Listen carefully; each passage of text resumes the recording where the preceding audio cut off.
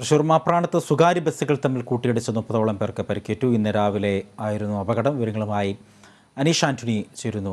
അനീഷ, എന്തെല്ലാമാണ് അപകടത്തിന്റെ വിവരങ്ങൾ?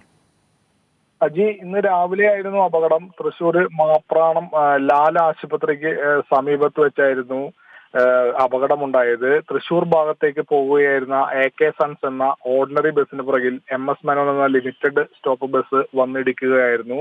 ഇടിയുടെ ആഘാതത്തിൽ ലിമിറ്റഡ് സ്റ്റോപ്പ് ബസിന്റെ മുൻഭാഗം തകർന്നിട്ടുണ്ട്. മറ്റേ ബസിന്റെ പുറകുവശത്തിനും കേടുപാടുകൾ സംഭവിച്ചു. അപകടത്തിൽ 30ഓളം പേർക്ക് പരിക്കേറ്റിട്ടുണ്ടെന്നാണ് വിവരം. ഈ പരിക്കേറ്റവരെ ഈ സമീപത്തുള്ള ലാൽ ആശുപത്രിയിൽ തന്നെ പ്രവേശിപ്പിച്ചു. ഇതിൽ രണ്ടുപേരുടെ പരിക്ക് സാരമായതിനാൽ ഇവരെ തൃശ്ശൂരിലെ എലൈറ്റ് ആശുപത്രിയിലേക്ക് മാറ്റി. അപകടത്തെ തുടർന്ന് ഈ സംസ്ഥാന പാതയിൽ കൊടുങ്ങല്ലൂർ ഷൊർണൂർ സംസ്ഥാന പാതയിൽ ഏറെ നേരം ഗതാഗത തടസ്സമുണ്ടായി.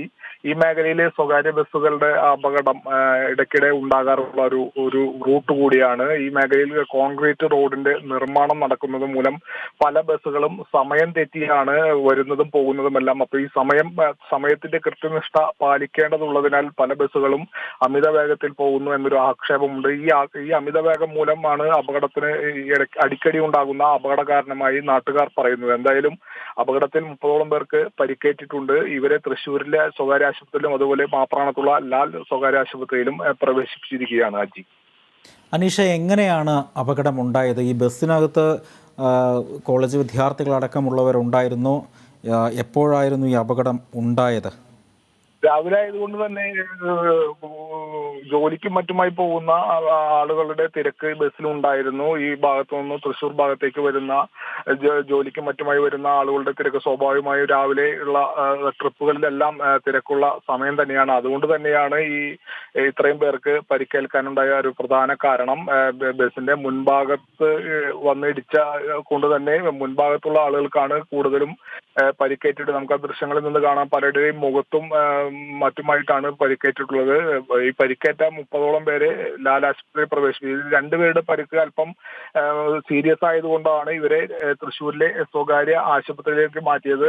അപകട കാരണം അമിത വേഗം തന്നെയാണെന്നാണ് നാട്ടുകാർ പറയുന്നത്. കാരണം ബസിന്റെ നിയന്ത്രണം നഷ്ടപ്പെട്ടതുകൊണ്ടാണ് മറ്റ് മുന്നിൽ പോകുന്ന ബസിന്റെ പുറകുവശത്ത് ചെന്ന് ഇടിക്കാൻ കാരണം. ഇടിയുടെ ആഘാതത്തിൽ ചില്ല് എല്ലാം പൊട്ടി മുഖത്തേക്ക് തെറിച്ചതായും ദൃക്സാക്ഷികൾ പറയുന്നുണ്ട്. എന്തായാലും അമിത വേഗത തന്നെയാണ് അപകടത്തിന് കാരണമായി വഴിവെച്ചെന്നാണ് സമീപത്തുണ്ടായിരുന്ന ദൃക്സാക്ഷികൾ പറയുന്നത്. മേഖലയിൽ കഴിഞ്ഞ കുറച്ച് ദിവസങ്ങളായി പല തരത്തിലുള്ള അപകടങ്ങൾ ഉണ്ടാകുന്നു. ഇതിൽ സ്വകാര്യ ബസ്സുകളും അപകടത്തിൽപ്പെടുന്നുണ്ട്.